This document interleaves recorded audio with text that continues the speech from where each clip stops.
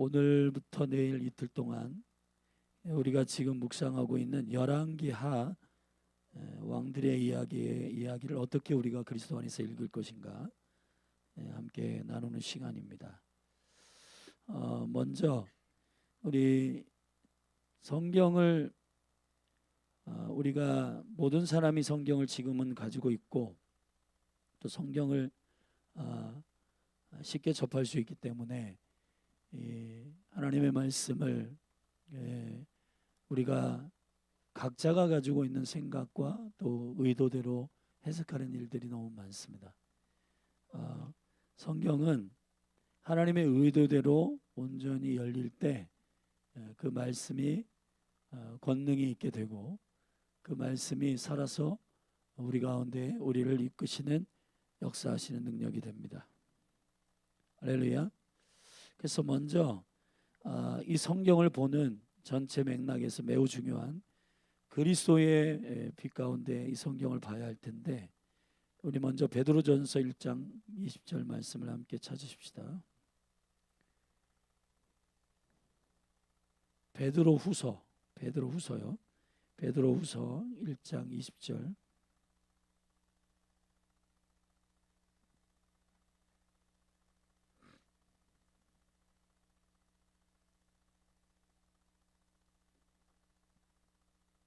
베드로후서 1장 20절 말씀 우리 함께 같이 읽겠습니다. 시작.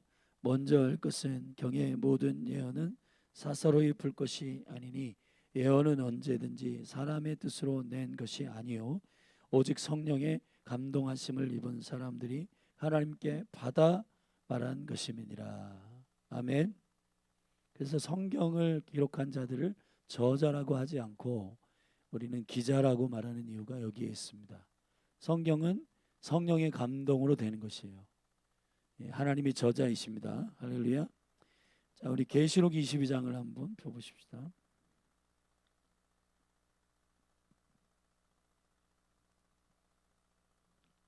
계시록 22장 18절 말씀, 18, 19절 말씀 같이 읽읍시다. 시작. 내가 이 책의 예언의 말씀을 듣는 각인에게 증거하노니 만일 누구든지 이것을 외에 더하면 하나님이 이 책에 기록된 재앙들을 그에게 더하실 터이요 만일 누구든지 이 책의 예언의 말씀에서 제하여 버리면 하나님이 이 책에 기록된 생명나무와 및 거룩한 성의 참회함을 제하여 버리시리라. 엄청나게 무서운 말씀입니다. 그래서 우리는 그리스도 이 성경을, 하나님의 말씀을 어떻게 읽고 어떻게 이것을 믿음으로 받을 것인가에 대하여 경외함으로, 하나님을 두려워하는 마음으로 우리 성경을 읽어야 할 것인데, 우리 열린할 교회는 특별히 많은 부르신 가운데 하나님의 뜻, 하나님의 언약을 그분의 교회 가운데서 밝히는 교회입니다. 그래서 그분의 의도와 그분의 약속들, 그분의 나라의 생명의 언약들을 우리가 정확하게 알게 되는 것이 되게 중요한데, 그래서 우리는 성경을 사사로이 해석하면 안 되고 성경에 있는 1.1핵도 변개하면 안 되는데, 그 말씀에 있는 그대로의 원형이 성령 안에서 우리에게 이해되어지기를 바라는 마음으로 이 시간을 지금 우리가 이제 오늘부터 시작할 텐데, 어떤 성경이 시작될 때 이제 열왕기 상하 하를 지금 우리가 읽고 있는데, 다시 이제 신약으로 가서 이제 또 요달서를 시작할 때, 계시록을 시작할 때 다시 여러분과 함께 우리가 이 말씀에 대해서 함께 살피도록 할 것입니다. 그 신약으로 살피겠습니다. 우리가 이 성경을 어떻게 볼 것인가에 매우 중요한 중요한 키가 있어요. 우리 요한복음 5장을 한번 펴보십시다. 요한복음 5장 39절 말씀 함께 보시겠습니다. 요한복음 5장 39절. 우리 같이 함께 읽겠습니다. 이 말씀은 시작. 너희가 성경에서 영생을 얻은 줄 생각하고 성경을 상고하거니와 이 성경이 곧 내게 대하여 증거하는 것이로다. 아멘. 자, 누가복음 24장 말씀을 한 군데 더 보십시다. 신약성경 누가복음 24장 44절부터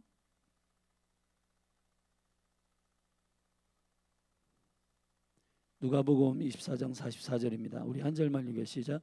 또 이르시되 내가 너희와 함께 있을 때 너희에게 말한 바 곧 모세의 율법과 선지자의 글과 시편의 날을 가리켜 기록된 모든 것이 이루어져야 하리라 한 말이 이것이라 하시고. 아멘. 자, 우리가 매일 지금 새벽에 한 장씩 성경을 좀 묵상하고 있고, 그 성경에 대하여 이 66권 전체가 이제 구약 39권, 신약 27권이 있는데 띄워두세요. 그 성경이 가지고 있는 키가 뭐냐? 성경을 우리가 어떻게 읽을 것이냐? 성경을 우리가 어떠한 관점으로 읽을 것이냐? 성경이 어떤 의도를 갖고 있느냐를 정확하게 읽기 위해서는 그 주제가 예수 그리스도여야 합니다. 아멘. 자, 구약 성경은 오실 예수 그리스도에 대한 예언입니다. 그래서 이제 창세기 1장 1절에서 태초에 하나님이 천지를 창조하시니라라고 하는 베리시트라고 하는 그 첫 단어에 이 구약 66권의 전체가 들어있고, 창세기 50장이 그 한 절에 들어있고, 그 한 절이 한 단어 베레시트에 들어있는데, 그 베레시트가 시작으로 이제 이 모든 하나님의 언약들이 시작된 겁니다. 그리고 다시 계시록에 가서 동일하게 이거를 이제 한국 문학의 기법으로는 대꾸법이라고 하고, 이 대칭법이라고도 하고, 이걸 카이즘이라고 해요. 조금 어려운 말로는 카이즘 구조라고 하는데, 이제 예수 그리스도가 오셔서 십자가에 죽으시고 부활하신 주님의 말씀이신 그분이 완성하신 이전의 성경은 메시아 예수 그리스도께서 오실 일에 대한 예언들이고 그 언약에 대한 이야기입니다. 그리고 그리스도가 오셔서 그 모든 율법을 완성하시고 그 언약을 완성하신 이후에 그의 제자들, 그리고 그 말씀이 사마리아, 유대인, 사마리아, 열방, 이방, 그리고 마지막 때에 이 모든 민족과 열방들 가운데 이 약속의 그리스도의 말씀을, 그리스도를 영접한 자들에 대한 이제 시험을 통과하여서 결과적으로는 온전한 하나님의 나라가 완성되는 구조로 되어 있어요. 결국은 예수 그리스도가 중심이 되어서 이 성경의 구약과 그리고 신약과 그리고 지금의 세대에 일어나는 마지막 그 계시록까지의 이야기들을 지금 우리가 읽어내야 될 텐데, 그 키가 바로 예수 그리스도이시라는 겁니다. 예수 그리스도의 키로 읽지 않으면 성경은 그리스도의 그 경륜과 언약을 이해하기가 어렵고, 그래서 이 성경을 읽을 때 사사로이의 이 경로에서, 이 언약의 빛 가운데서 벗어나게 되면 이 말씀들이 사사로이 이해되고 사사로이 해석이 되게 되고, 그 가운데에서 기복주의 신앙이나 그리고 세상의 수많은 그런 사조들과 혼합과 그리고 혼탁하여지는 일들이 일어나는 일들이 바로 그런 겁니다. 다음 그림을 넘기면은, 자, 오늘 예수님께서 요한복음 5장 39절에서 말씀하셨어요. 자, 예수님 당시에는 신약 성경이 아직 기록되기 전이기 때문에 예수님의 말씀하시는 성경은 구약 성경이겠죠. 근데 그 구약 성경을 세 부분으로 사실은 나눠요. 토라, 예언서, 예언자들의 글, 그 다음에 케투빔이라고 하는 이 기록물들이란 말이에요. 이 기록, 라이팅, 영어로 라이팅, 기록하다, 글들이죠.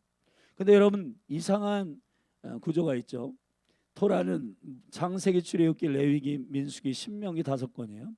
그거를 모세오경이라고 우리가 알고 있는데 이걸 토라라고 하고, 자, 느비딤이라고 하는 건 이제 나비라고 하는 선지자, 하나님의 말씀을 있는 그대로 입술에 물어 대언하는 사람들을 나비라고 하는데, 그의 복수형이죠. 느비딤 선지자들이요. 근데 여기 보세요. 여호수아, 사사기, 사무엘상, 사무엘하가, 열왕기상, 열왕기하가 어디에 들어있어요? 예언서에 들어있단 말이에요. 예언의 글들이라고요. 이게 신학교에서는 이 글들을 우리가 역사서로 이해하고 있는데, 이것들이 사실은 예언서란 말이에요. 예언서.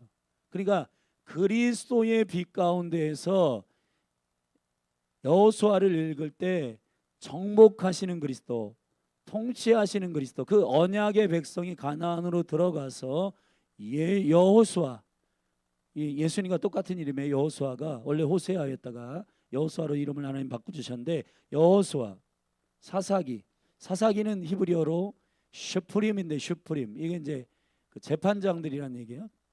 그 다음에 사무엘 상하, 열왕기 상하, 그리고 나머지는 다 이제 그 선지서들인데, 또 여기서 한 가지, 스가랴도 선주 알죠? 그러나 스가랴와 말라기는 라이팅이란 말이, 기록된 글들이란 말이. 여기 이제 시편의 글들, 그리고 예레미야가 전도서, 에스더, 다니엘, 에스라, 느헤미야, 역대상하, 이것들이 역사와 시와 그리고 그런 지혜에 대한 글들을 여기에 모으고 있는 겁니다. 자, 우리 다음 그림을 넘기면은 조금 구체적으로, 다음.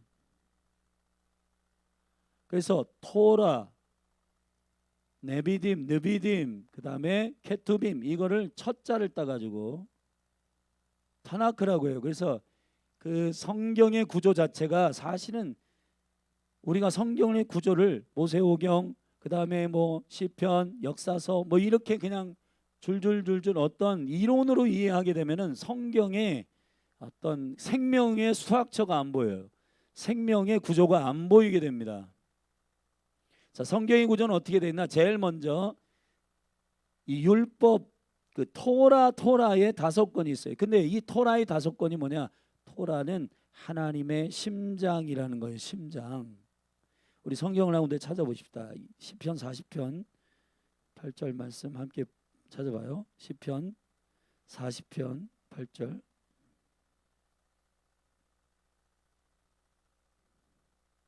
여러분 한번 성경을 찾아보십시오. 시편 40편 8절입니다. 우리 같이 읽겠습니다. 함께 시작. 나의 하나님이여, 내가 주의 뜻 행하기를 즐기오니 주의 법이, 토라가 나의 어디에 있다? 심중에 있나이다. 자, 토라를 하나님의 심장이라고 해요. 신명기와 창세기의 첫 그리고 마지막 글자가 바로 심장이란 말이고, 여기에 시편 기자가 설명하고 있는 바로 이 고백은 이런 고백이란 말이에요. 다윗이 뭐라고 고백하냐 하면은 하나님의 심장이 내 심장에 있습니다, 이런 말이란 말이에요. 그러니까 여러분, 여러분이 무엇을 할 때 말이에요. 무엇을 할 때 여러분 이런 고민이 있죠. 나는 하나님의 말씀도 오래 읽었고 하나님의 말씀을 굉장히 오랫동안 묵상도 했고 했는데 왜 나는 그 말씀대로 살질 못할까? 그런 고민 많이 해보셨죠? 우리 교회에 저는 한 가지 전략이 있다면 한 가지 그거 뭐냐? 말씀대로 순종하며 사는 거예요. 근데 그걸 어떻게 하냐? 주야로 묵상하면 됩니다. 근데 이제 이 헬라적인 사고방식으로 말씀을 묵상하면 살 수 있어? 근데 대부분의 많은 사람들이 헬라적 세계관의 그 옛 구습들이 있기 때문에 말씀만 묵상하면 살 수 있다는 거예요? 이렇게 생각을 해요. 근데 여러분, 말씀을 묵상한다라고 하는 것은 입에 두고 심장에 두는 건데, 심장에, 여호와의 심장이 내 심장에 딱 맞닥뜨리잖아요. 그럼 다윗과 같이 살 수가 있는 겁니다. 그렇게 살게 돼요. 그렇게 살게 되는 거란 말이에요. 그리스도가 내 영 안에, 내 안에 들어오시게 되면은, 말씀이신 그분이 내 안에 들어오시게 되면은 그분이 나를 살게 하는 시스템으로 되어 있단 말이에요. 우리가 그렇게 창조됐어요.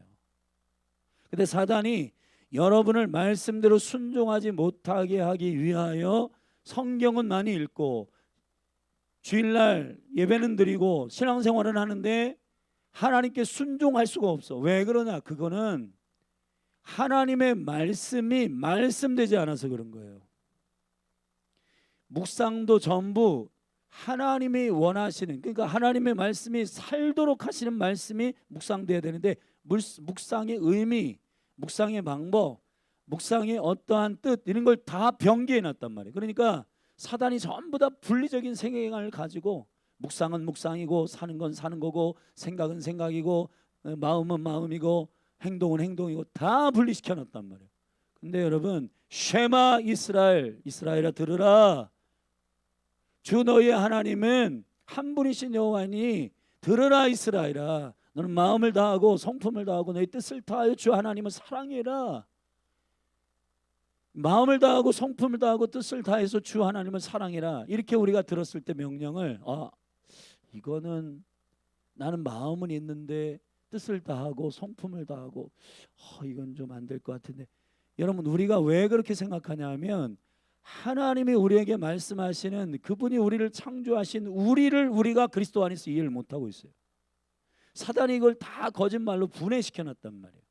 그래가지고 전부 우리가 오랫동안 말씀의 생명 안에서 드는 게 아니라 마음은 있어도 실제로는 기도가 안 되네, 말은 해도 그 행동이 안 되네, 이게 전부 일상적인 우리의 실력인 줄 다 믿고 있어요. 그러니까 믿음대로 되는 거예요. 여러분, 모든 것은 다 믿음대로 됩니다. 여러분들이 믿는 것이 뭐냐면 나는 마음은 있는데 행동은 안 돼, 그걸 믿는 거예요, 그 사람은. 그러나 사람을 하나님이 그렇게 창조하지 아니하셨다는 겁니다. 우리 교회가 깨우길 원하는 것은 암송을 하고 묵상을 하고 그 방법을 사람의 방법이 아니라 오염된 방법이 아니라 원래 하나님의 방법대로 하기를 원한단 말이에요. 그래서 묵상도 이 머리로 말씀을 해석하려고 하지 말고 읊조리란 말이에요. 하가하는, 계속 말씀을 암송하고 입에 두고 계속 말씀을 읊조릴 때 그 말씀이 운동력이 있고 살아서 운동력이 있어서 어떤 날선 검보다도 양날 가진 검보다도 예리하여서 나의 혼, 영, 그리고 나의 몸, 관절, 골수, 찔러 쪼개까지 하면 내 생각과 마음을 감찰하신다. 그 말씀이 나를 살게 하시는 시스템으로 우리가 그렇게 창조되었어요. 할렐루야.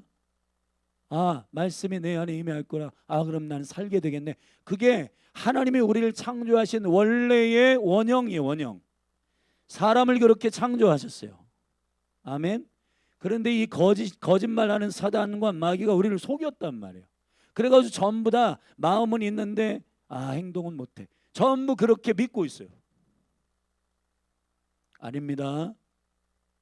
믿음대로 됩니다. 선포한 대로 이루어집니다. 기도한 대로 성취됩니다. 왜 그게 가능하냐? 그거는 하나님께서 하나님의 나라의 에하드의 구조 안에서 이 말씀들이 정확하게 우리 가운데 선포되길 원해요. 근데 제일 먼저 하나님께서 이 토라를, 이 타나크의 첫 토라, 이 티의 타, 이 토라 5권이 무엇을 의미하냐? 이 하나님의 마음을 가져와야 되는데 이 하나님의 마음은 기초예요. 기초. 이 창세기, 출애굽기, 레위기, 민수기, 신명기 이 5권이요, 하나님의 심장 안에 있는 하나님의 뜻, 하나님의 의도, 하나님의 계획을 본질적으로 알려주는 성경이란 말이에요. 이 성경이. 근데 이 성경을 우리는 어떻게 읽냐? 그냥 스토리, 이야기로 읽는단 말이에요. 물론 이야기인데 그 이야기 안에서 하나님의 영으로 그리스도의 빛 가운데에서, 아멘, 하나님의 마음, 하나님의 뜻을 보게 되기를 주의 이름으로 축원합니다. 자, 그러면 선지서는 뭐냐? 이 하나님의 뜻에서 벗어난 것, 벗어나지 않은 것. 아멘. 여러분, 선지자들은 뭐냐? 하나님의, 여기서 하나님의 마음을 밝혔잖아요.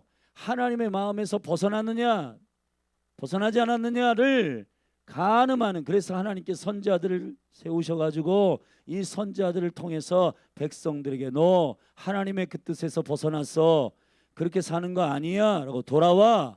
그게 선지서입니다.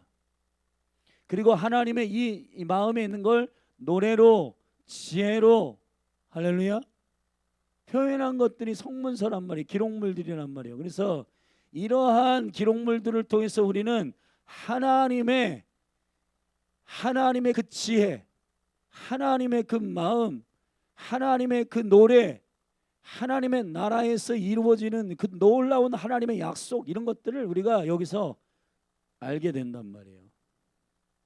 그래서 히브리어 성경의 원래의 구조는 하나님의 심장을 다루고 심장에서 벗어나느냐 마느냐를 문지기로서 살피는 선지자들과, 그리고 그것을 더 깊이 영 안에서 깊이 지혜로 다루는, 노래로 다루는, 그리고 예배로 다루는 성문서, 이 기록들이 있는 거란 말이에요. 그래서 타나크의 타나크 성경은. 다음 넘겨보세요. 자, 이게 이제 토라, 그 다음에 여기 예언서, 그 다음에 요 게투빔 기록물들. 자, 여기 보면 5권의 이름이 있는데 조금 작아서 잘 안 보이긴 했는데, 이게 사실은 성경은 어떤 제목을 붙이고 나서 그 책이 있는 게 아니라 그 책의 첫 글자가 그의 이름이거든요. 창세기 같은 경우 베레시트, 태초에란 말이잖아요. 요 5권은 하나님의 심장, 하나님의 뜻을 다양한 각도로 살피고 있습니다. 베레시트, 태초에라고 되어 있지만은, 자, in the beginning, 영어로 그렇게 되어 있는데, 자, 시작하는 거예요. 시작. 모든 제네시스, 시작을 말하는 겁니다. 하나님이 사람을 시작했습니다. 만물을 시작했습니다. 가정을 시작했습니다. 남자와 여자를 시작했습니다. 그리고 부부를 시작했습니다. 아멘. 자녀들 낳는 걸 시작했습니다. 민족을 시작했습니다. 그리고 나라를 시작했습니다. 국가를 시작했습니다. 이 모든 시작이 뭐냐? 시작이 왜 했냐? 시작을 하나님이 왜 했냐? 그걸 왜 이루셨냐? 그걸 왜 만드셨냐? 그럼 그것이 바로 하나님의 의도를 엿볼 수 있는 매우 중요한 베레시트. 우리가 보통 이제 출애굽기라고 하는데, 이 출애굽기의 첫 마디는 뭐냐면 쉐모트거든요. 이게 쉐모트는 이름들이란 뜻이에요. 이름들. 그래서 출애굽기의 첫 시작이, 스타트가 뭐냐면은 야곱의 12아들과 70명의 가족들, 그 이름으로 쉐모트 이름들로 시작되는 거예요. 하나님께서 이 거룩한 하나님의 언약을 충분히 그 삶을 통하여서 받아낸 아브라함, 이삭, 야곱, 그 이스라엘을 어디다 넣냐? 애굽에다가 넣는 겁니다. 애굽은 사실 애굽이 아니라 히브리어에는 미추라임이에요. 미추라임. 이 미추라임은 뭐냐?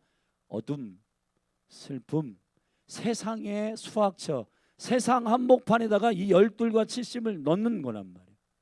그래서 250만이 그 약속을 동의하는 자, 마음으로 믿는 자를 데리고 나오는 것이 출애굽이에요. 출애굽, 엑소더스, 쉐모트.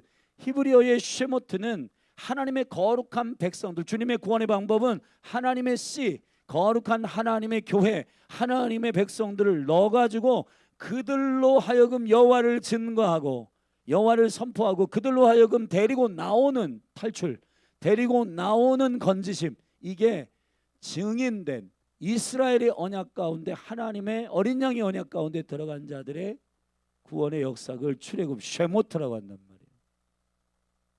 하나님은 하나님의 구원의 의도, 경륜. 그래서 그 출애굽기를 보면 그냥 홍해만 건너는 게 아니라 요단을 건넌단 말이에요. 구원의 모든 티칭이 바로 출애굽 안에 들어있단 말이에요. 2번 도광에 가셔야 됩니다. 할렐루야. 여러분, 우리가 물 세례를 받고 성령 세례를 받아야 돼요. 성령 세례가 옵션이 아니라 요단을 건너야 가나안을 건널 수가 있어요. 요단을 건너지 않으면은 가나안의 통치적 백성이 되지 않는다. 원래 사람을 창조하실 때 생육, 번성, 충만, 정복, 다스림, 이 5가지 하나님의 데스티니를 이루기 위해서는 여호와의 생명, 그리스도의 생명이 회복된 백성들이 가나안에 들어가야 되는데, 가나안을 뒤집어 놓기 위해서는 가나안하고 비스무리해 가지고는 안 된다. 요단을 건너야 된다. 그 요단을 건넌 사람들이 누구냐? 자아가 죽은 자들 말이에요. 여호수아와 갈렙 같은 믿음의 세대, 그것이 바로 출애굽의 역사입니다. 아멘. 믿습니까? 예. 그리고 레위기 그가 부르셨다. 그리고 민수기, 데바림, 이 광야에서 통과하는 40년 동안의 이야기, 백성들, 그 다음에 배 미드바르, 민수기는 배 미드바르고, 이게 데바림, 이거는 신명기고, 그 다음에 사사기고, 그 다음에 사사기고, 여호수아고, 사사기고, 사무엘 상하. 사무엘 상하로 원래 나눠져 있지 않고 사무엘서란 말이에요. 그리고 지금 우리가 살피고 있는 이 열왕기 상하, 왕들의 이야기, 멜레킴, 왕들의 이야기. 멜렉 그러면 왕인데, 왕들 그러면 멜라킴, 왕들의 이야기를 지금 우리가 지금 지나고 있는 겁니다. 자, 이 구약의 39권이 전부 다 이 히브리어의 이름으로 조금 살피면 더 중요한 하나님의 의도가 나오는데, 일단 구약 성경은 이렇게 구조되었다는 사실. 그래서 예수님도 이 구조를 따라서 토라와 선지서와 시편, 요 시편, 요 케르빈 기록물들 안에 요 지혜, 그리고 메길렛이라고 하는 말은, 이거는 이제 그 이스라엘의 다섯 권의 절기 때 읽는 성경이 있어요. 그것이 아가서라든지 룻기라든지 요 5권의 성경을 뭐라고 하냐면 메길렛이라고 하는데, 메길렛은 절기 때 반드시 그 시간에 맞춰서 여호와의 노래, 여호와께서 우리에게 보내주신 그 노래를 하는 겁니다. 이 메길렛이에요. 그리고 이거는 역사서. 그래서 주님이 요 시가서라고 할 때, 시편의 글에라고 할 때 요거를 대표적으로 했지만 사실 여기를 얘기하는 거예요, 예수님이. 자, 기록물들과 예언서와 토라는 나를 가리켜 말한 것이다 그랬단 말이에요. 근데 여러분, 지금 우리가 현대에서 이 성경을 이해할 때 이 타나크로 이해하지 않고 어떤 식으로 이해하게 되냐 하면은, 그냥 역사서, 선지서의 기준도 이 타나크의 기준하고 달리 지금 이해하고 있단 말이에요. 그렇기 때문에 여호수아를 선지서로 이해해야 되는데, 이걸 역사서로 이해하기 때문에 이야기로 쭉 이해해요. 근데 여호수아를 통해서 하나님의 정복하시는 계시를 말해야 되는데, 그런 부분에 대한 이해가 우리 가운데 명쾌하게 나타나기를 바랍니다. 그래서 이 구조가 매우 중요하다. 자, 그래서 살폈고요. 자, 다음 넘겨보세요. 그래서 이 모세오경, 특별히 토라에서는 이 창세기는 하나님의 플랜, 출애굽기는 통과하시는, 나오게 하시는 패스, 이 P로 OP라고 하는데, 이런 오각형의 하나님의 심장에 있는 온전하신 하나님의 생명의 뜻이 이 토라 안에 있다. 그래서 이 토라가 우리의 심장 안에 딱 들어올 때 이것이 기준되어서, 예를 들어서 우리가 결혼을 한다. 그러면 이 결혼을 할 때 나는 어떤 남편하고 살래, 나는 어떤 가정을 이룰래, 그게 이 세상에서 미디어나 많은 정보 안에서 어떤 가정을 이룰 때 저마다 자기가 가지고 있는 기준이 있잖아요. 강주수 전사님은 어떤 가정, 어떤 결혼을 하고 싶어요?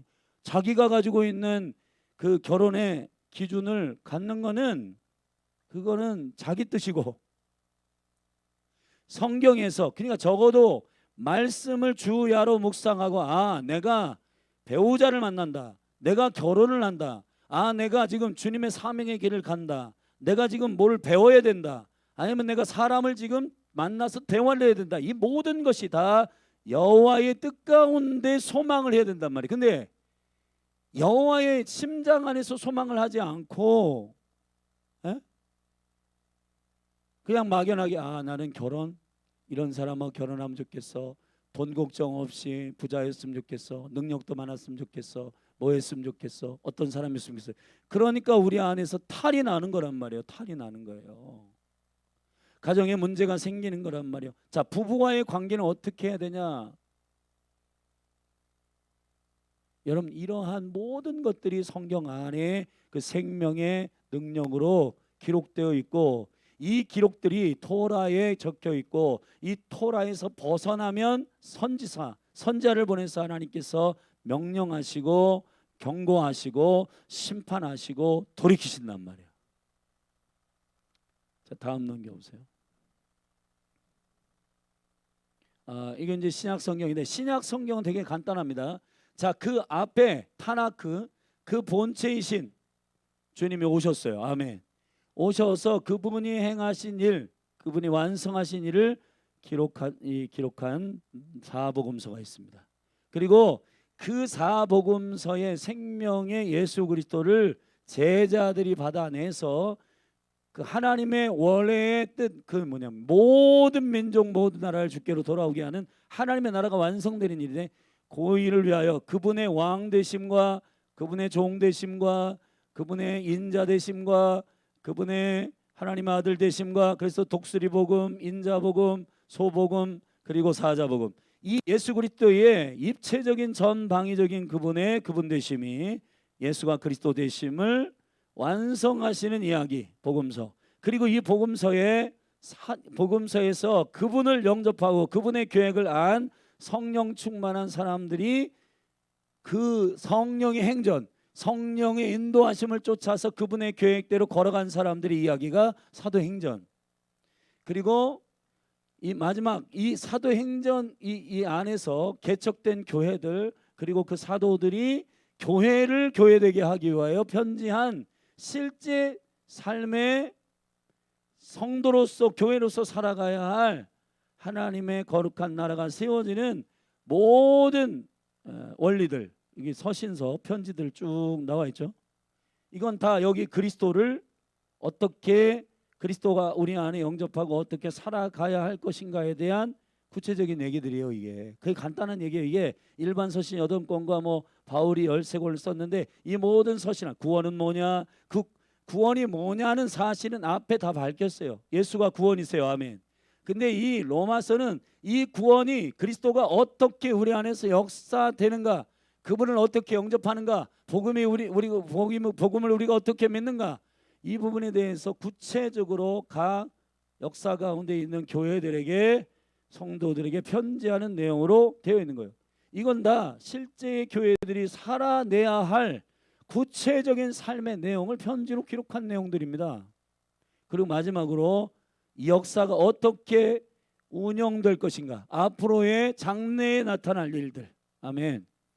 그게 계시록 한 권으로, 요 신약 성경은 사실 그리스도가 오셔서 완성하셨고, 완성한 그리스도를 영접한 성령이 임한 교회, 성도들이 살아내는 성령 행전, 그 선교의 여정들, 그 가운데 개척된 교회, 그리스도의 몸 된 교회들이 서야 하는 삶의 실제, 그리고 그런 교회들이 맞이할 시간, 역사. 간단합니다. 신약 성경 그렇게 돼 있단 말이에요. 그러니까 신약 성경의 주인 되신 그리스도께서 사실은 구약의 타나크가 39권에 예언되는 바로 그 타나크의 본체 되신 그분이 오셔서 완성한 거란 말이에요.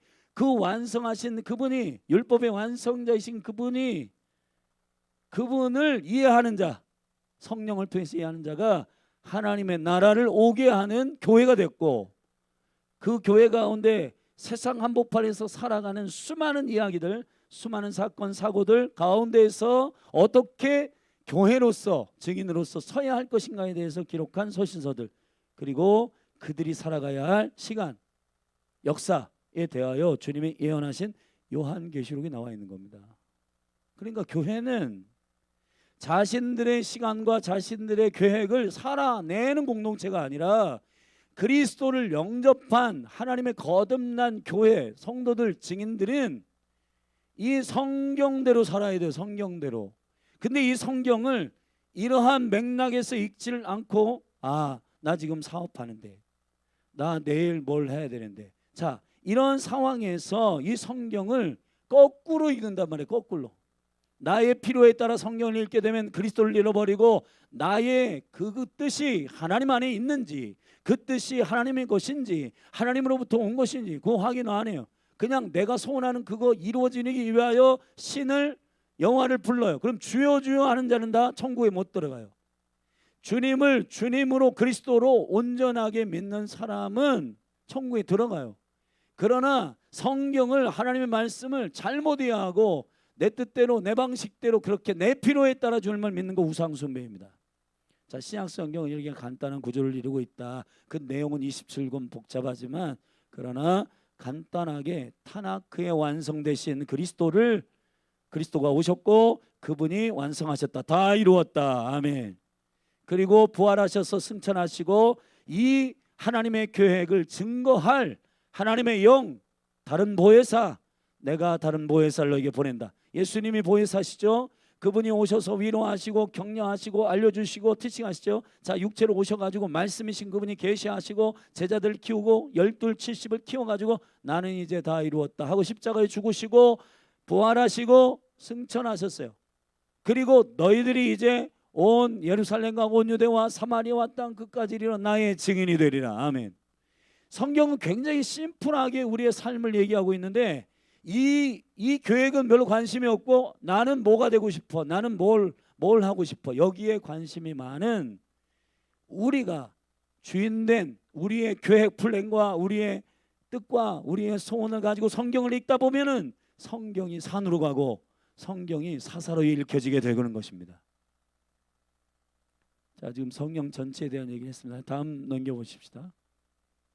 자, 그래서 열왕기 상하는 자, 이제 열왕기 하에 대해서 간단히 얘기하고 우리가 이제 열왕기 상하를 어떻게 읽을 것인가. 자, 열왕기 상하는 어디에 있었어요? 역사서예요, 선지서예요, 도라 율법서예요? 어디예요? 선지서란 말이에요.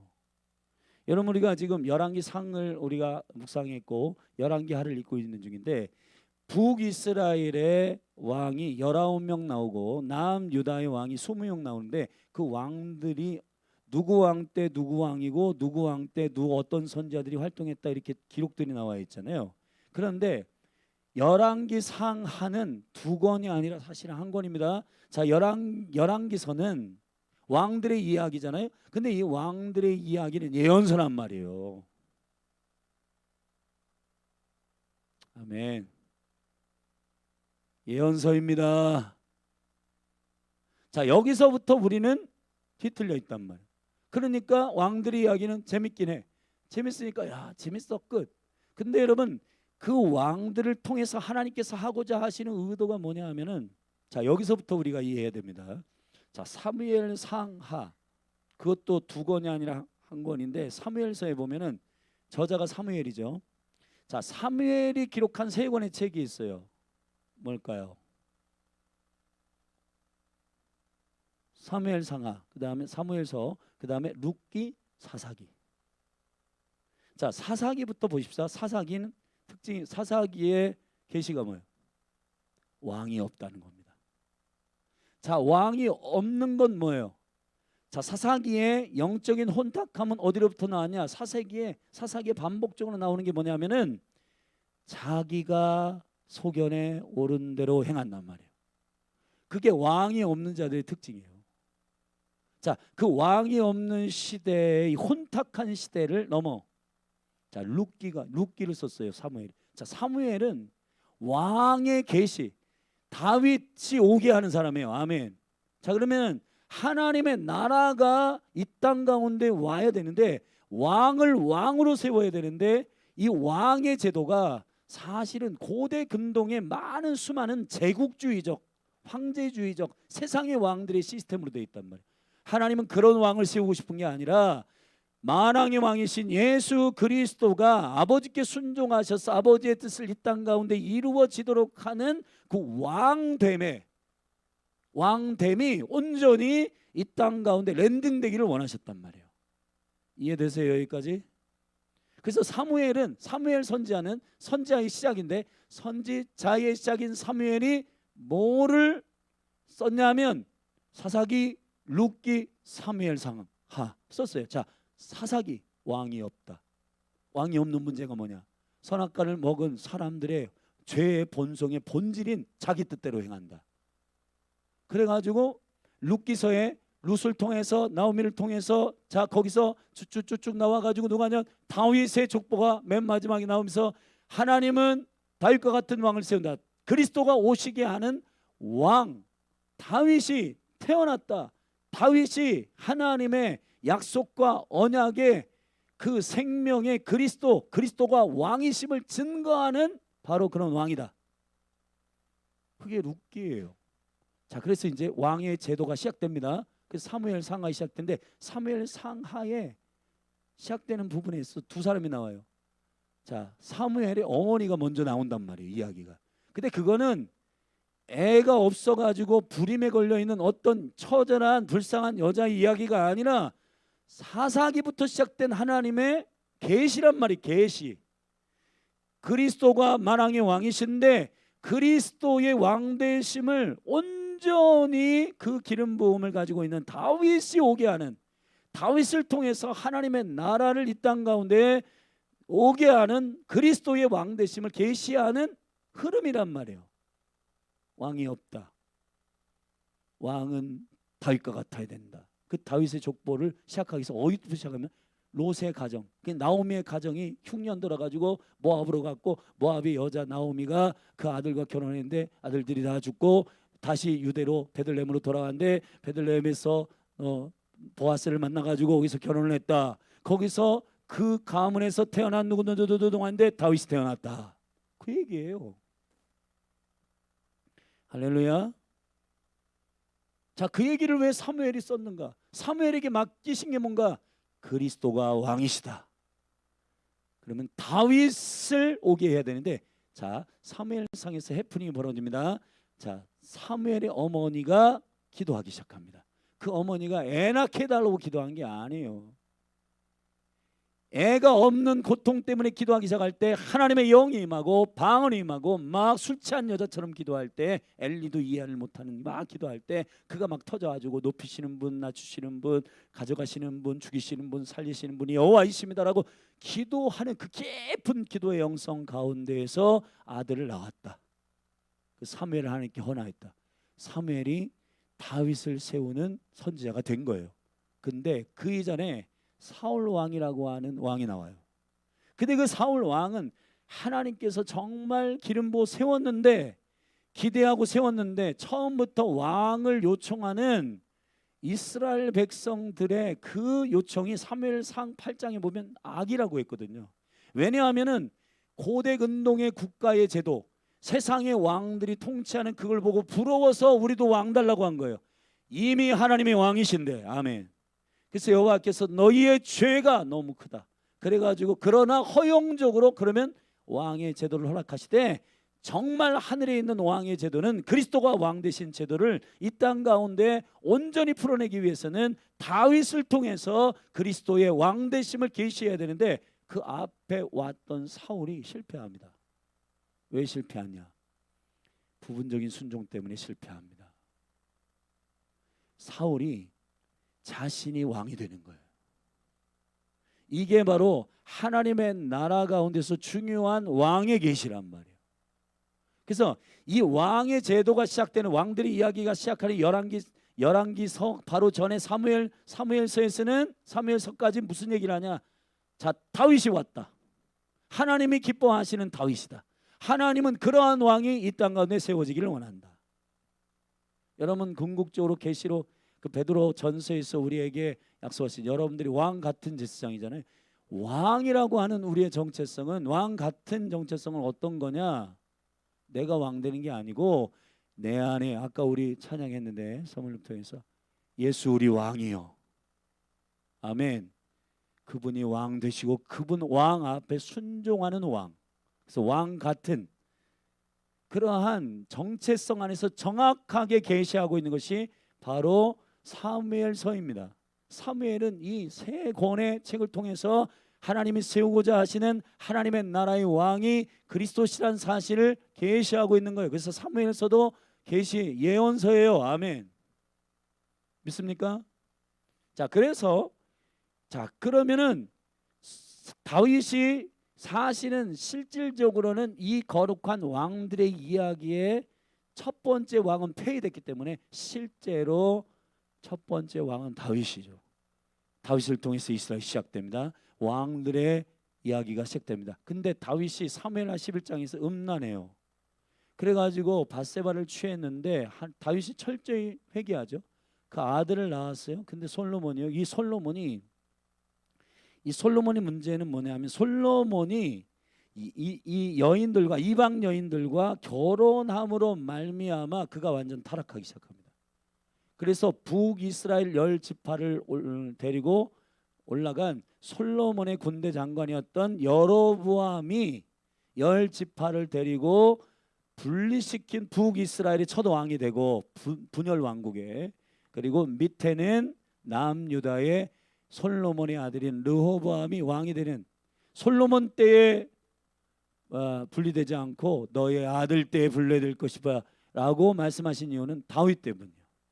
내가 다윗을 위하여 그렇게 하겠다 하고 솔로몬까지는 이게 하나된 왕국, 통일 왕국의 시대를 지나다가 BC, 여러분 역사의 기록에 보면 BC 930년에 나라가 반토막납니다. 분리돼요. 그래서 북이스라엘과 남유다로 나눠지는 겁니다. 근데 이것은 그냥 북이스라엘과 남유다가 나눠졌나 보다, 왕들이 뭐 투세 나온다, 와 왕들 이름 헷갈린다, 북이스라엘 왕과 남유다의 왕들이 열왕기서 같은 경우는 막 번갈아 가면서 막 나오기 때문에 헷갈려요. 근데 19명의 북이스라엘 왕과 남유다의 20명의 왕, 여왕을 한 사람이 있는데 그걸 포함해 가지고 자 40명 가까운 이 왕들의 이야기가 열왕기서의 주인공 같죠. 근데 이 사람들의 실제 열왕기서의 예언, 열왕기서의 계시는 뭐냐 하면 이겁니다. 왕들의 평가하는 기준, 이게 되게 중요해요. 북이스라엘을 평가하는 기준이 뭘까요? 그거는 여로보암의 길로 행하였느냐, 행하지 않았느냐. 북이스라엘의 왕들은 전부 다 여로보암의 길로 행합니다. 자, 남유다는 한 8명 정도가 선한 왕이 나오는데 그 선한 왕들 8명, 예를 들어 가지고 이 8명의 선한 왕은 아사, 여호사밧, 요아스, 아마샤, 아샤라, 요담, 히스기야, 요시야. 물론 부분적으로 악하고 부분적으로 선한 왕들이 있어요. 근데 이 유다 이 남유다의 왕들의 기준은 다윗의 길로 행하느냐, 자 북이스라엘은 여로보암의 길로 행하느냐, 남유다의 길로 행하느냐. 자, 이것은 굉장히 중요한 일입니다. 자, 왕국이 분리됐어요. 근데 이 왕국이 분리된데 위의 왕국은, 위의 북이스라엘 왕국은 첫 왕부터, 첫 왕의 스피릿 자체가 적그리스도의 스피릿이에요. 하나님의 뜻을 다 토라를 변개해, 다 바꿔. 자, 어떻게 바꾸는지 한번 보십시다. 그 이해가 되게 중요합니다. 열왕기상을 한번 보십시다. 열왕기상 12장, 열왕기상 12장을 한번 보십시오.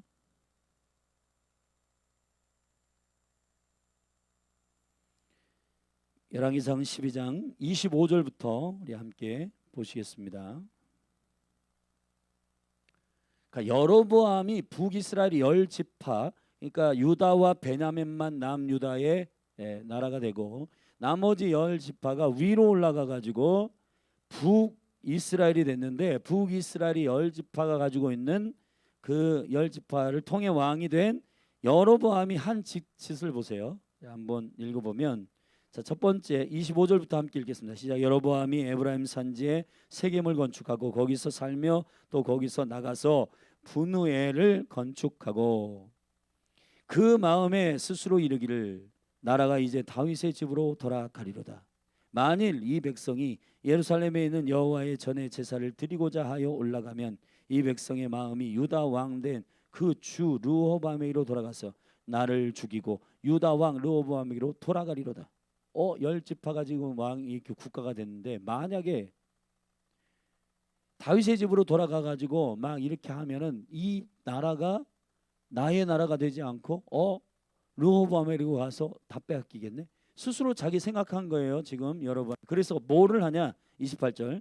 이에 뭘 계획하냐면 첫 번째입니다. 시작. 이에 계획하고 두 금송아지를 만들고 무리에게 말하기를 너희가 다시는 예루살렘에 올라갈 것이 없도다. 이스라엘아, 이는 너희를 애굽 땅에서 인도하여 올린 너희의 신이라. 자, 신을 만들어요. 여호와가 아니에요. 자, 금송아지는 애굽에서 나오게 한 신이 아니에요. 하나님께서 출애굽하실 때 출애굽기 32장에서 아론과 그 시온산에 올라갔을 때에 이 하나님의 뜻을 아는 모세가 부재하니까 백성들이 헷갈려가지고 그냥 금송아지를 만들어가지고 섬깁니다. 바로 그것을 따가지고 여로보암이 우리 예루살렘으로 가서 예배하게 되면 다 남유다로 다 회복된다. 안 된다. 다윗의 길을 갈 거다. 안 된다. 우리의 왕국을 세우자 해가지고 여로보암이 첫 번째 한 게 뭐냐면 신을 만드는 겁니다. 그게 적그리스도의 영이에요.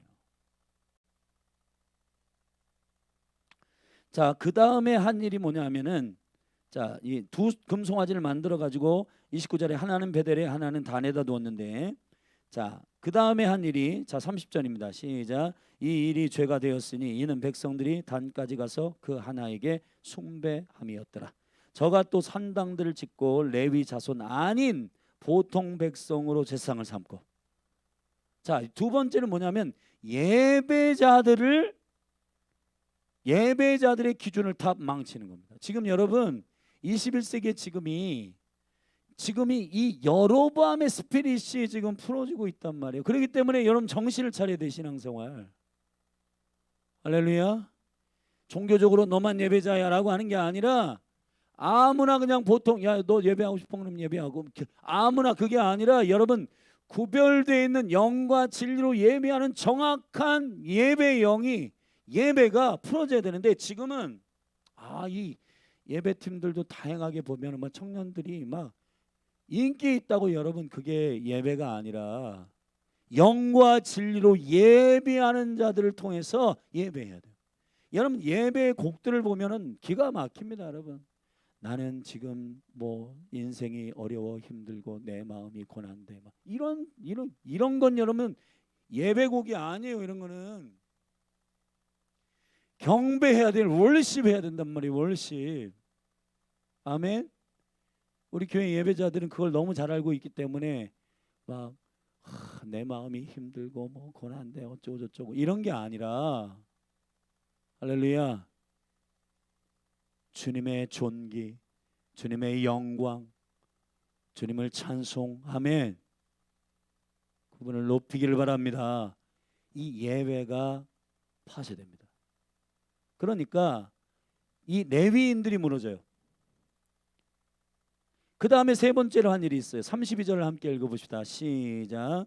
8월 곧 그 달 15일에 절기를 정하여 유다의 절기와 비슷하게 하고 단에 올라가되 베델에서 그와 같이 행하여 그 만든 송아지에게 제사를 드렸으며 그 지은 산당의 제사장은 베델에서 세웠더라. 자, 시간을 변개하는 겁니다. 자, 예배를 변개하고 자, 예배의 대상이신 주님을 바꾸고 예배를 변개하고 시간을 변개하는 것. 자, 이게 적그리스도가 종교 행위는 해요. 지파도 다 언약 가운데 있는 이름들이야. 다 10지파가 거기 갔어.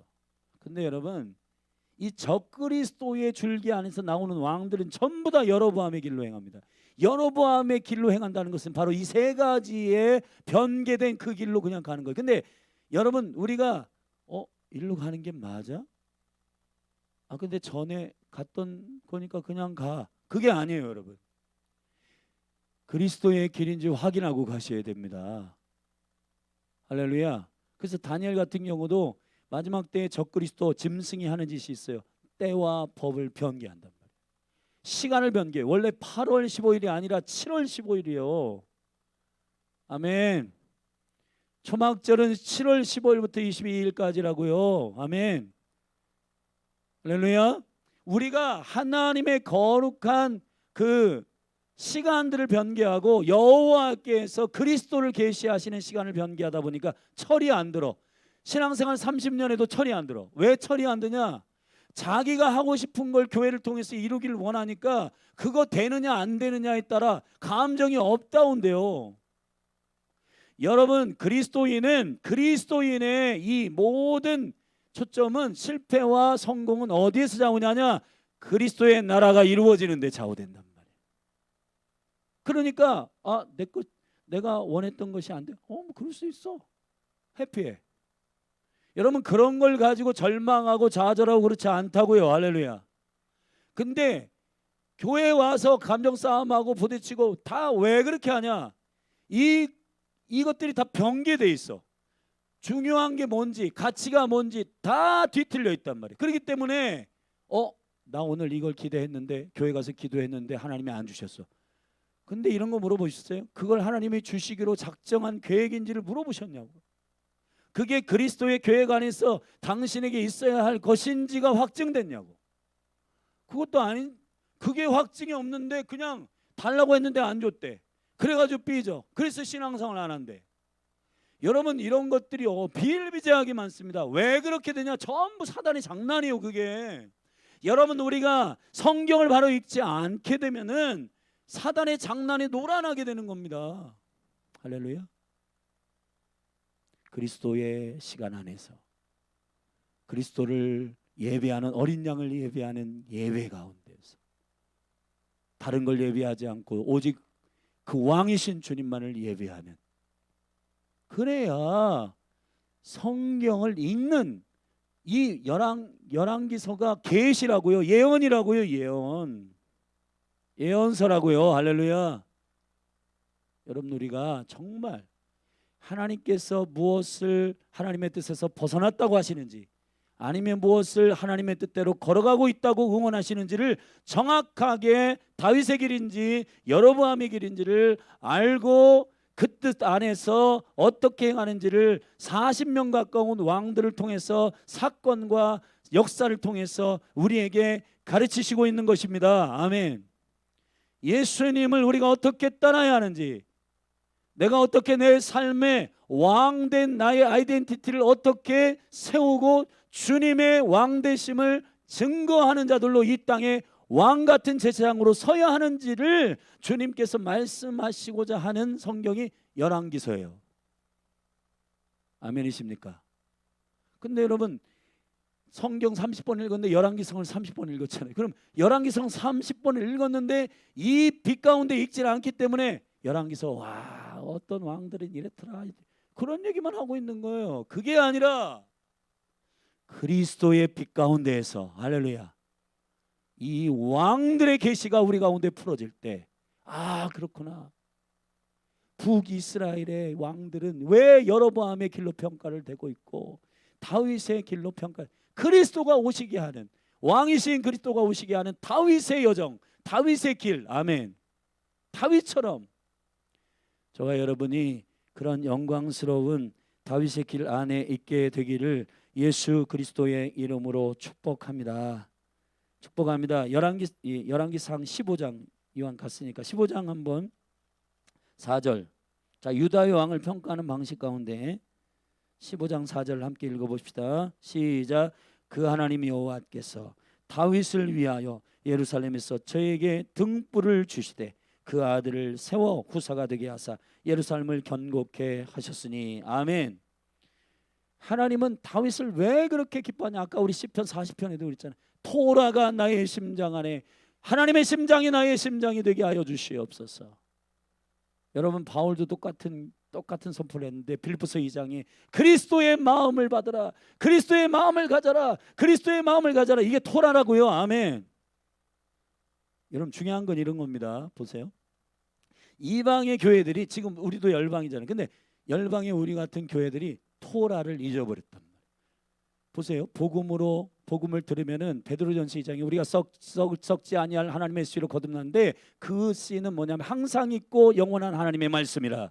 이것이 복음이라. 아멘. 자, 복음을 들었어요. 주님을 영접했어요.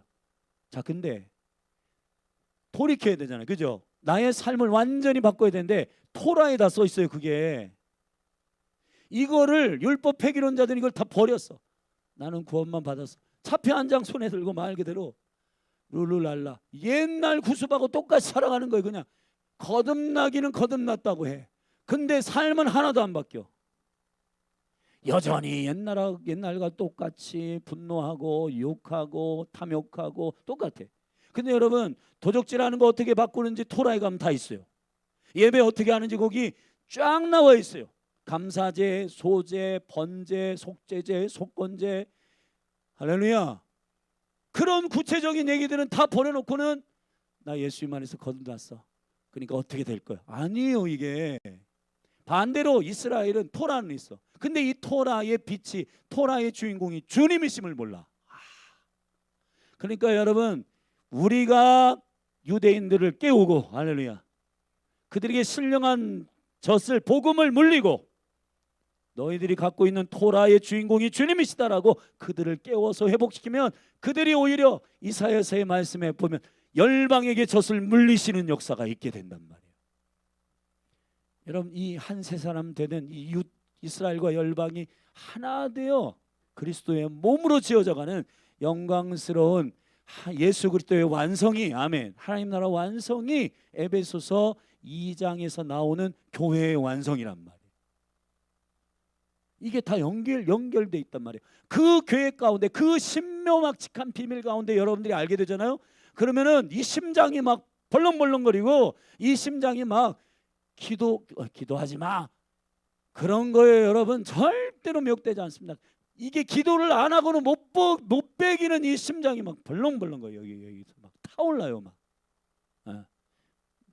그리고 막 이 그리스도가 이 안에 계시기 때문에 저 이웃을 사랑하고 저 북한을 위해서 기도하고 막 이 일본을 위해서 기도하고 저 열방을 위해서 기도하는, 이게 안 될 수가 없는 그리스도의 에너지가, 은혜가, 심장이, 생명이 이 안에서 막 일어난단 말이에요. 근데 이 말씀이 가지고 있는 강력한 능력과 영광을 우리가 이해하지 않고 이거를 전혀 사사롭게 다 해석을 하기 때문에 우리 안에 열정이 일어나지 않는 거예요. 불이 일어나지 않는 거예요. 그러니까 기도하다가 나 이렇게 지난번에 기도하다가 별로 기도할 마음이 안 생겨. 그러고 그냥 스톱하고, 그러다 부흥해서 한번 기도해볼까 하다가 또 안 생겨. 여러분, 이렇게 계속 되는 거예요. 그게 아니라 주야로 말씀을 묵상하고, 아멘, 그 말씀이 그리스도 안에서 우리 가운데 정확하게 주님이 의도한 하나님 아버지의 심장에서 나오는 말씀이잖아요. 그럼 화산과 같이 우리가 불타오르게 되는 겁니다. 그걸 부흥이라고 해요. 부흥. 여러분이 그래서 어떤 그 강력한 메신저들이 막 말씀을 전할 때, 와, 저 말씀 기가 막히다, 와, 내가 몰랐던 걸 알게 하네, 그런 정도의 말씀을 좋아하지 말고 하나님의 심장 안에 있는 말씀이 내게 대언되는, 그래서 나를 살게 하는 말씀, 아멘, 그 말씀이 진짜라고요. 그 말씀이 진짜. 그 하나님의 계획을 알겠는 거예요. 미치겠는 거예요. 그 계획 가운데 내가 있는 거예요. 여러분, 이게 얼마나 놀라운 상급이고 얼마나 놀라운 영광이에요. 왕의 밥상 위에 왕의 역사 가운데 나를 불러주시는 거잖아요. 아멘이십니까? 여러분, 저기 대통령에게 표창장만 받아도 그냥 막 때 빼고 광내 가지고 막 양복 입고 막 그런데, 여러분, 만왕의 왕이시며 열방의 왕이신 주님이 성이라 나와 동역자가 되는 너의 내 역사 가운데 한 부분이다. 여러분, 이게 잠 못 자게 하는, 그래서 철회하는 거고, 그래서 금식하는 거고, 그래서 기도하는 거고, 아멘, 그걸 막 돌파하는 겁니다. 왜 그렇게 되냐? 그거는 성경을 제대로 읽을 때, 이 말씀이 말씀될 때, 그래서 1세기 교회에는 부흥의 이유가 딱 하나, 말씀이 흥황함에. 그게 바로 지금 제가 여러분이 설명한 바로 이 흥황이에요. 이 그리스도의 말씀의 빛 가운데 이 말씀이 읽혀지기 시작할 때, 묵상되기 시작할 때, 성도들의 심령 가운데는 기도하지 않고는 견딜 수 없는 자원함이 일어나게 되고, 그 교회 가운데 들어가는 히스토리, 역사 자체가 그분의 역사이기 때문에, 아멘, 그분의 이야기이기 때문에 역사를 바꾼다는 것은 그분의 역사 가운데로 들어간다는 뜻이니까, 아멘. 여러분, 역사를 바꾸는 게임 체인저들은 그냥 무슨 혁명적인 뭐 이렇게 뭐 발명하고 그런 차원의 문제가 아닙니다. 그런 일들을 아무리 많이 해도 주님께 버려지면 소용없어요. 바로 같은 사람, 여러분 무슨 뭐 어떤 왕들, 이방인 왕들 막 쓰임 받는 사람 많은데 그렇게 쓰임 받는다고 해서 하나님 나라의 백성이 되느냐? 그게 아니라 여러분은, 그래서 바울이 제일 무서워한 게 뭐냐? 이렇게 쓰임 받다가 버려질까 두려운 거예요. 여러분이 하나님의 역사 가운데 주의 백성일 뿐만 아니라 그 가운데 주님의 역사를 이끄는 역사의 부분이 되시라 이 말이에요. 그 설레이는 하나님의 나라에 내가 역사가 된다. 그 히스토리, 예수님이 왕이신 그 히스토리에 내가 수종드는, 그래서 제가 이런 표현을 쓰는 거예요. 그리스도의 구속사에 수종드는 사람이 되란 말이에요. 주님의 계획에 나를 사용하셔서 그 계획의 어떤 일부분이라도 완성되는 그 일이 있거든. 내 인생은 가치가 있고 내 인생은 소중하고, 아멘. 그걸 소명이라 하고 그걸 사명이라고 하고 그거를 뭐라고 바울이 부르냐? 위로부터의 부르심이다. 그거를 비전이라고 하는 것입니다. 그거를 비밀이라고 하는 것이고, 하나님의 거룩한 약속 가운데 나를 불러주신 주님 너무너무 감사해서 내 인생을 주님 앞에 기꺼이 내어드리는 그러한 강력한 제자들, 주님의 교회들이 저와 여러분이 되시기를 바라는 겁니다. 자, 내일 계속할 텐데 오늘은 여기까지야. 여러분, 왕들의 이야기를 우리가 이해할 때 그냥 재밌어, 그게 아니라 다윗의 길로 행하는 것. 할렐루야. 다시 오실 그리스도가 왕으로 오시는 일. 그래서 여러분 누가복음 19장에 문하비유에서 그가 왕이 되어 타국으로 가지고 돌아오실 때 말이에요, 왕 되는 걸 기뻐하지 않는 자를 뭐라고 하냐? 악한 자라고 말하는 겁니다. 여러분, 저와 여러분들 똑같아요. 그리스도가 왕으로 통치하러 돌아오실 때 기뻐하며, 아멘, 주님 왕이여 어서 오십시오, 마라나타, 기뻐하며 그분이 오실 길을 예배하는 강력한 구속의 완성을 위한 수종드는 주의 종들로, 주의 교회로 일어나게 되기를 바랍니다. 할렐루야. 그래서 이 왕들의 이야기가 있는데 여기 보면 요 밑에 선지자들이 나와 있는 거예요. 왜 선지자들이 나와 있는가? 그거는 내일 열왕기 하를 왜 어떻게 읽어야 되는가? 왜 왕들의 이야기가 왔다 갔다 하지만은 근데 왜 엘리야, 엘리사 이러한 강력한 선지자들이 그 시대에 나와 있는가? 그거는 내일 설명하도록 하겠습니다. 자, 기도하십시다.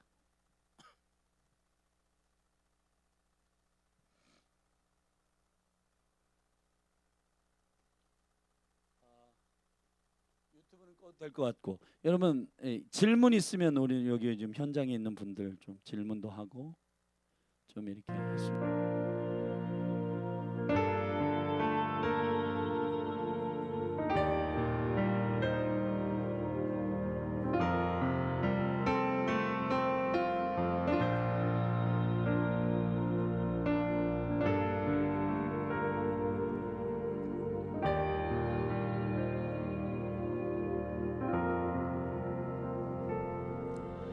영원한 생명의 주님,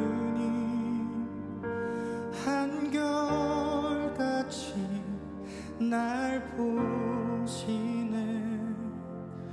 주 손길 덮으사 의의 길로 인도하네. 주를